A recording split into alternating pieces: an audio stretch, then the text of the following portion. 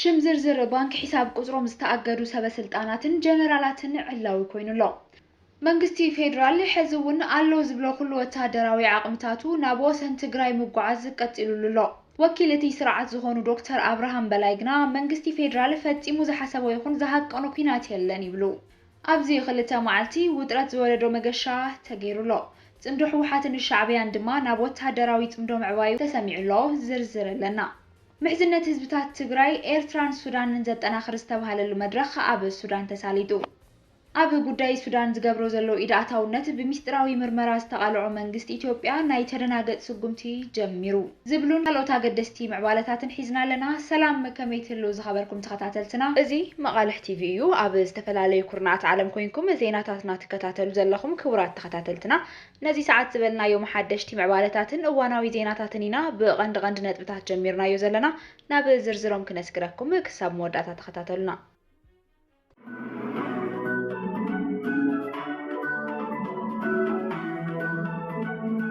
ሽም ዝርዝር ባንክ ሒሳብ ቁጥሮም ዝተኣገዱ ሰበስልጣናትን ጀነራላትን ዕላዊ ኮይኑሎ መንግስቲ ፌደራል ዶክተር ደብረጽዮን ገብረሚካኤልን አቶ ጌታቸው አሰፋን ዝርከብዎም 27 ሰበስልጣናት ትግራይ ጀነራላትን ስድሮኦምን ፋይናንሳዊ እገዳ ኣንቢሩሎም ኣሎ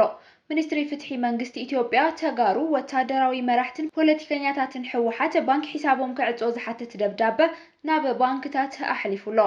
እቲ መንግስቲ ዘውጽኦ ደብዳበ ፋይናንሳዊ እገዳ ኣብ ኣሜሪካ ዝነብር አቶ ቴድሮስ ሓጎስን ኣብ 2013 ኣብ ውግእ ዝሞተ ወታደራዊ ኣዛዚ ዘጠቃልልን ይሉ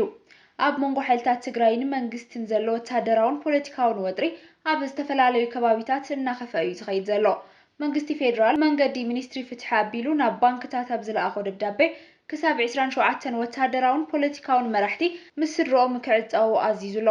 ኣብቲ ደብዳቤ ከም በዓል ኣቦ ወንበር ሕወሓት ዶክተር ደብረጽዮን ገብረሚካኤል ጌታቸው አሰፋ ዶክተር አብርሃም ተኸስተ ዶክተር አዲስ ዓለም ባሌማ ወይዘሮ ፈትለወርቅ ገብረ እግዚአብሔር አማኑኤል አሰፋን ካልኦትን ዝኣመሰሉ ፖለቲከኛታት ሕወሓት ዘጠቃለለ እንትኸውን ወታደራዊ መራሕቲ ድማ ብርጋዴር ጀነራል ምግበይ ሃይለ ሜጀር ጀነራል ህንጻ ገብረ ጊዮርጊስ ሜጀር ጀነራል ፍስሐ በየነ ሜጀር ጀነራል ዮሐንስ ወልደ ጊዮርጊስ ብርጋዴር ጀነራል አብርሃ ተስፋይን ካልኦትን ዝርከቦም እዮም ኣብ ቀረባ እዋን ብሓይልታት ጸጥታ ተኣሲሩ ዝተፈትሐ ብርጋዴር ጀነራል ጉዑሽ ገብረውን ካብቶም እግድ ባንክታት ዝተመሓላለፈሎም ወታደራዊ ኣዛዝቲ ሓደ ኮይኑሎ ጊዜያዊ ፕሬዝደንት ጀነራል ታደሰ ወረደ ግን ኣብቲ ናይ እግድ ደብዳቤ ኣይተኻተተን እቲ ደብዳቤ ከም ዘመልክቶ እቲ ምእጋድ ኣብ 27 ሰባት ዝተመርኮሰ ኮይኑ ብዙሓት ስድሮኦምን ደቆምን ዘጠቃለለ ኮይኑ ኣብ መጋቢት 2013 ኣብ ኩናት ትግራይ ኣብ ወርቀዲኖ ዝተቐተለ ገብረ መስቀል ገብረ እግዚአብሔር እውን ዝሓዘ መዝገብ ምዃኑ ተገሊጹሎ እቲ ሚኒስትሪ ፍትሒ ናብ ባንክታት ዝተጻሕፈ ደብዳቤ መራሕቲ ትካላት ትእምትን ማረትን ማለት እውን አቶ ተክለወይኒ አሰፋን ከምኡውን ኣብ ኣሜሪካ ዝርከቡ አቶ ቴድሮስ ሓጎስን ዝርከብዎም ላዕለዎትን ነባራትን ኣመራርሓ ዘጠቃለለ እዩ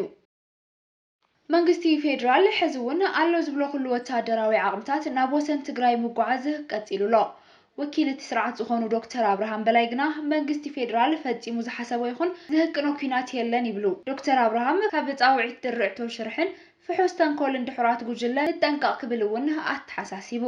ሚኒስትር ቆላማ ከባቢታት ዶክተር አብርሃም በላይ መንግስቲ ፌደራል ዳግም ጄኖሳይድ ንምፍጻም ይኸበና ኣሎ ዝብል ክሲ መራሒ ሕወሓት ዶክተር ደብረጽዮን ቅሉዕ ሓሶት ኮነኢሎም ነቲ ክውልዕዎ ዝሓስቡ ዘለው ኩናት መምኽኔታ ምዃኑ ህዝቢ ትግራይ ክፈልጥ ይግባእ ኢሉ ካብ ጻውዒት ድርዕቶ ሽርሕን ፍሑስ ተንኮልን ድሕራት ጉጅለታት ንጠንቀቕ ኣብ ትሕቲ ዝብል ሰፊሕ ጽሑፍ ዝዘርግሐ ዶክተር አብርሃም በላይ ኣብ ዝቕነ ኣብ ዝሓለፈ እዋን ዘጋጠመ ከቢድ ጸገም ዝጠፍአ ህዝብን ንብረትን ቀንዲ ተሓተት ኮይኖም ክክሕሱ ኣብ ክንዲ ጻዕሪ ምግባር ሕዚ እውን ህዝብና ናብ ዳግም ዓጸባን ጸበባን ከእትዎ ቅሉዕ ሓዊ ጽሕትሩ ንዕዘብ ኣለና ኢሉ ከም ቀደም ይመስለክን ውሕጅ ወስደክን ከም ዝበሃል ዝብል ኣበሃህላ ዝተጠቐመ ዶክተር አብርሃም ሎሚ ዝዕሾ መንእሰይ ትግራይ ፈጺሞ ይክህሉን ብልሙድ ሽርሒ ጉጅለ ድሕረትን ህዝቡን መጻኢ ህይወቱ ናብ ጸበባ ዘእቱ መንእሰይ ኣይክህሉን እዩ ክብል ገሊጹ ድጉል ድሌቶም ንምምላእ ከም ምኽንያት ዝውዝዕዎ ዘለው ብወገን ፌደራል መንግስቲ ኩናት ክኽፈት እዩ ዝብል ዝንቡዕ ብዕራይ ወለደ ዝኾነ ጻዕዳ ሓሶት ምዃኑ ኩሉ ክፈልጦ ይግባእ ይብል ዶክተር አብርሃም መንግስቲ ፌደራል ቅድም ሕርያ ህዝቢ ሰላም ምዃኑ ስለዝግንዘብ ሕዚ እውን ፈጺሙ ዝሓሰቦ ይኹን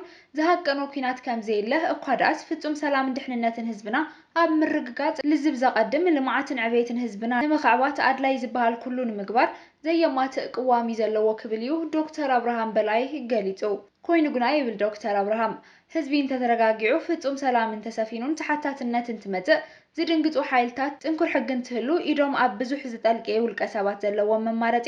ኩናት ምስባኽ ስለ ዝኾነ ብግልፂ ይረአዩ ዘሎ ብምባል እዩ ንመራሕቲ ሕወሓት ከሲስዎም ዘሎ። እዚ ከምዚ ዝኣመሰለ ፍሑስ ተንኮል ድማ ህዝብና ተረዲእኻ ተረጋጊዕኻ ናብራኻ ክትነብርን መንእሰይ ትግራይ እውን እምቢኒ ኩናት ኢልካ ብስኽነት ኣብ ዕዮ ልምዓትካ ክትውዕል ይግባእ ኢሉ። ኩሉ ቅዱስ ትግራዋይ ንባዕታ ኣደ ትግራይ ይኣክል ህፃናትን መናእሰያትን ትግራይ ኣብ ትምህርቲ ምርምርን ስራሕቲ ልምዓትን ክውዕሉ እምበር ፈቆዶ ዱርን በዓትን ፋሕ ጭንግራሕ ክብሉ ኣይትፍቀድ ዝሓለፈ ይኣክል ሕርያና ሰላም ኢልካ ብዕቱብ ሞግት ፌደራል መንግስቲ እውን ሰላም ከይዝረግ ኣብ ጎንኻ ምዃኑ ብምሉእ ልቢ ከረጋግፀልካ ይፈቱ ክብል እዩ ሚኒስትር ቆላማ ከባቢታት ኢትዮጵያ ዝኾኑ ዶክተር አብርሃም በላይ ኣብ ማሕበራዊ መራኸቢታቱ መንግስቲ ፌደራል ኣብ ልዕሊ ትግራይ ኩናት ክኸፍት ዝኾነ ሓሳብን ምንቅስቃስን የብሉን ክብል እቲ ብሕወሓት ዝቐረበ ክሲ ተኸላኺሉ ዘሎ ይኹን እምበር ሰራዊት ምክልኻል ካብ ዝተፈላለዩ ከባቢታት ክልል ኣምሓራ ወፂኡ ብዝተፈላለዩ ኣንፈታት ናብ ኣንፈት ትግራይ የግዕዝ ከም ዘሎ እዩ ዝሕበር ዘሎ። ኣብዚ ክልተ መዓልቲ ውጥረት ዝወለዶ መገሻ ተገይሩሎ ጽምዶ ሕወሓትን ሻዕብያን ድማ ናብ ወተሃደራዊ ጽምዶ ምዕባዩ ተሰሚዑሎ። ውጥረት ኢትዮጵያን ኤርትራን ካብ ዝኾነ ግዜ ንላዕሊ በሪኹሎ ኣብ ዘሎ ሰዓት ላዕለዎት ሰበስልጣን ሃገራት ኣፍሪካን ሃገራት ዓረብን ናብ ክልቲአን ሃገራት ምብጻሕ የካይዱ ምህላዎም ደረጃ ናይቲ ኣብ ጫፍ በፂሑ ዝርከብ ስግኣት ኩናት ዘንጸባርቕ ምዃኑ ተገሊጹ። እዚ ዝካየድ ዘሎ ምብጻሕ ዓበይቲ ሰበስልጣናት ግብፅን ኢትዮጵያን ብጉዳይ ግድብ ኣባይ ኤርትራን ኢትዮጵያን ብጉዳይ ቀይሕ ባሕሪ ትግራይን መንግስቲ ፌደራልን ድማ ብጉዳይ ዘይተፈትሐ ግጭት ትግራይን ውዕሊ ፕሪቶርያን ተፋጢጦምሉ ኣብ ዘለው ሰዓት ይካየድ ምህላው ገና መዕለቢ ንዘይረኸበ ጉዳይ ሱዳን ሓዊስካ ኣብ ዞባ ቀርኒ ኣፍሪካ ወሳኒ ዲፕሎማስያዊ ትርጉም ክህልዎ ከም ዝኾነ ዝግለጽ ዘሎ ኮይኑ ኢሚሬት ስዑድ ዓረብ ግብፅን ቱርክን ቀጥታዊ ተሳትፎ የርእያ ብምህላውን እውን እቲ ወጥሪ ዝሃደሉ ኩነታት ክህሉ ይኽእል እዩ ብዝብል ተስፋ ምህላው እዩ ዝእመን። ኣብ ዝሓለፈ ረቡዕ ናብ ኢትዮጵያ ዝኣተወ ሚኒስትር ጉዳያት ወፃኢ ስዑድ ዓረብ ልኡል ፋይሰን ቢን ፋርሃን ምስ ቀዳማይ ሚኒስትር ኣብይ ኣሕመድ መንግስቱ ኣብ ክልተኣዊ ከምኡውን ዞባዊ ጉዳያት ተድሂቦም ከም ዝተዘራረቡ ዝተገልጸ ኮይኑ ዝርዝር ትሕዝቶ ዘተ ክልቲአን ሃገራት ብግልጽ እኳ እንተዘይተነገረ ጉዳይ ሱዳን ግብፅን ኤርትራ ክኸውን ከም ዝኽእል እዩ ዝእመን።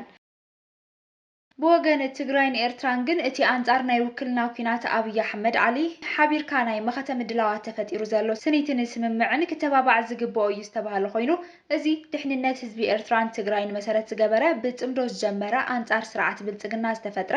ናይ መኸተ መድረኽ ምስ ህዝቢ ኣምሓራ እውን ሰንሰለት ዝኣሰረ እዩ ተባሂሉ ኣሎ። እዚ ጀሚሩ ዘሎ መኸተ እቲ ዝህንደድ ዘሎ ስርዓት 4 ኪሎ ደው ኢሉ ክሓስብ ዘኽእል ናይ መኸተ ሓይሊ እዩ። ከምኡውን ህዝቢ ኤርትራ ይኹን ህዝቢ ትግራይ ከምኡውን ህዝቢ ኣምሓራ ብቐሊሉ ዝምብርካኽ ህዝቢ ከም ዘይኮነ ዘርኢ እዋን ዝፈጠሮ ናይ መኸተ ጽምዶ ምዃኑ ክበርሀሉ ይግባእ ዝበለ እቲ ሓተታ እዚ ሕዚ ተጀሚሩ ዘሎ ሓቢርካ መኸተ እቶም ቅድሚ ሕዚ ዝተፈጸሙ ታሪኻዊ ጌጋታት ከይተፈጸሙ ከለዉ ኣቐዲሙ ክስራሕ ዝነበረ መኸተ እዩ። ይኹን እምበር ዝተፈጸሙ ታሪኻዊ ስሕተታት ብኻሊእ ስሕተታት ስለ ዘይዕረዩ ሕዚ እውን ኣይረፈደን። እዚ ሕዚ ተፈጢሩ ዘሎ ኣብ ልዕሊ ሰራዊት ኤርትራ ይኹን ዕጡቓት ኣምሓራን ፋኖን ሓድሽ መንፈስ ንክመጽእ መሪሕነት ሰራዊት ትግራይ ንዝወሰድዎ ምርጫ ንታሪኽ ክስነድ ይግባእ ተባሂሉ እዚ ንሓዋሩ ዝጠመተ ውሳነቶም ብቐረባ ዝዳበቡ ህዝብታት ኣብ ውሕስ ሰላምን ቁጠባን ዘርብሕ ነቲ ጠላም ስርዓት ብልጽግና ድማ ውዲታት ወፍሺሉ ዓንዲ ሕቑኡ ዝሰብር ውሳነ እዩ ብምባል የመልክት። ምሕዝነት ህዝብታት ትግራይን ኤርትራን ሱዳንን ዘጠናኽር ዝተባሃለሉ መድረኽ ኣብ ሱዳን ተሳሊጡ። እቲ ብምኽንያት ጽምብል 11 ለካቲት ኣብ ፖርት ሱዳንን ኣብ ዕብራን ዝተሳለጠ መድረኽ ሰለስቲኦም ህዝብታት ብሄራዊ ሓድነትና ንምውሓስ ርእሰ ውሳነና ብዝብል ሓሳብ ከም ዝተሳለጠ ተሓቢሩሎ። ማሕበር ተጋሩ ሱዳን ጨንፈር ፖርት ሱዳን ከም ዝበሎ መበል 51 ልደት ህዝባዊ ሓርነት ትግራይን ጽምብል በዓል 11 ለካቲትን ምኽንያት ብምግባር ተጋሩ ኤርትራውያንን ሱዳናውያንን ነበርቲ ተኸባቢ ብሓባር ኣብ ፖርት ሱዳን ብዝለዓለ ጽምብል ከም ዘኽበርዎ ኣፍሊጡ። ኣብቲ መድረኽ ደገፍቲ ቃልሲ ህዝቢ ትግራይ ዝኾኑ ሱዳናውያንን ኤርትራውያንን ርክብን ምሕዝነትን እቶም ህዝብታት ዝያዳ ተጠናኺሩ ከም ዝቕጽል ምርጋጾም ተፈሊጡ።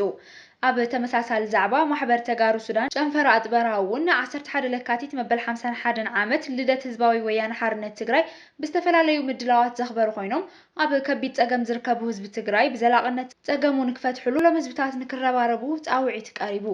ኣብ መንጎ ህዝብታት ትግራይ ሱዳን ኤርትራን ዝጸንሐ ናይ ነዊሕ እዋን ምሕዝነቶም ዝያዳ በርቲዖም ከም ዝቕጽልሉ ተሳተፍቲ እቲ መድረኽ ምርግጋጾም ሓቢሩ። ኣብ ጉዳይ ሱዳን ዝገብሮ ዘሎ ኢዳታውነት ብምስጢራዊ ምርመራ ዝተቓልዖ መንግስቲ ኢትዮጵያ ናይ ተደናገጥ ስጉምቲ ጀሚሩ ኢትዮጵያ ንወኪላት ጋዜጠኛታት ሮይተርስ ሂባቶ ዝነበረት መሰል ምስራሕ ከም ዝሰረዘት አገልግሎት ዜና ፈረንሳይ ሓቢሩ ሮይተርስ ቀዳመ ሰንበት 14/15/2026 ኣብ አዲስ አበባ ዝካየድ መበል 39 ዋዕላ ሕብረት አፍሪካ ንምሽፋን ዝተዋህቦ ፍቃድ ከም ዝተሰረዘ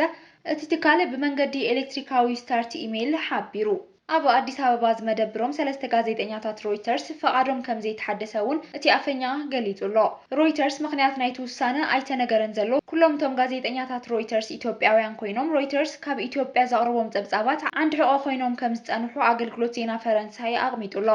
ሮይተርስ ነቲ ጉዳይ ይግምግሞ ከም ዘሎ ብምግላጽ ብዛዕባ ኢትዮጵያ ነጻ ዘይሻራውን ዘተኣማምንን አገባብ ጸብጻባት ምምሕልላፍ ክቅጽለሉ ምዃኑ ገሊጹ አገልግሎት ዜና ፈረንሳይ ካብ ሰበስልጣን ኢትዮጵያ ርእይቶ ክወሃቦን ዘቕረቡ ሕቶ